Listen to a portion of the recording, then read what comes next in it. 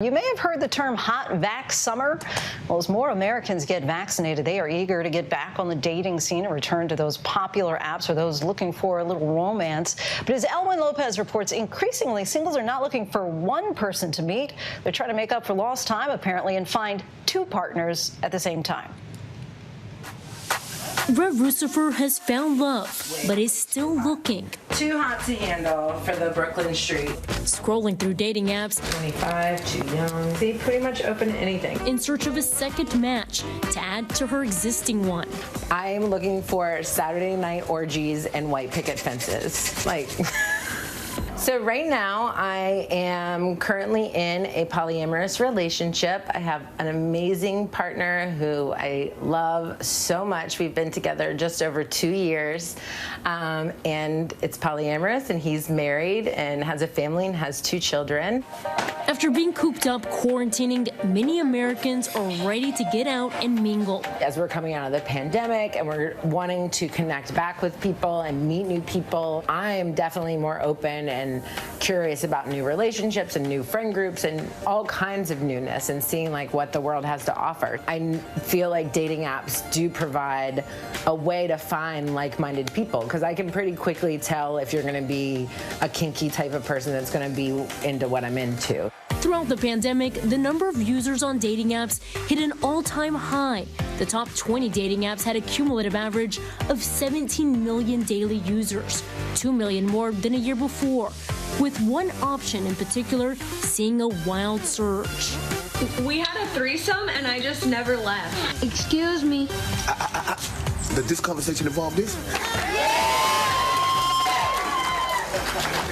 The app Field says between 2020 and 2021, it has seen a 670% increase in singles listing threesomes at the top of their wish list. According to a study done by Kenzie Institute researcher Dr. LaMiller, that's also the most common sexual fantasy amongst Americans, with some 95% of men and 87% of women having fantasized about sex with multiple partners.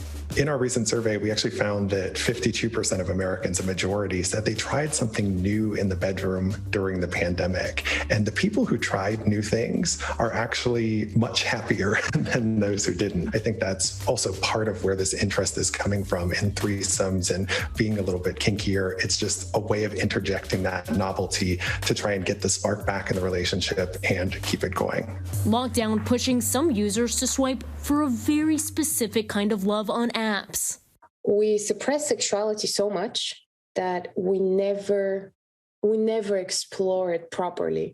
Anna Karova's partner launched Field after she told him she was attracted to women. Now she's the app CEO. It's impossible to think that sexual desire is not normalized already. It's a part of us, it's part of our bodies, and it's what we're all born with. So normalizing it is just bringing it back to where it should be. The app encourages that normalization, and the pandemic, she says, served as its catalyst. There's just been a desire to be honest. I think we're just, and especially younger generations and people these days, we're just fed up with lies. It's referred to as ethical non-monogamy. For Rev, honesty is a big selling point. Before I started having ethically non-monogamous relationships, I was primarily in relationships that weren't the best for me. I was often finding myself being the other woman and having people cheat on their significant others with me. I wanted the freedom to really allow relationships and dynamics to be what the best dynamic is for me and that person. But these types of relationships go way back to pre-pandemic times. I'm David. I'm Mark. I'm ready.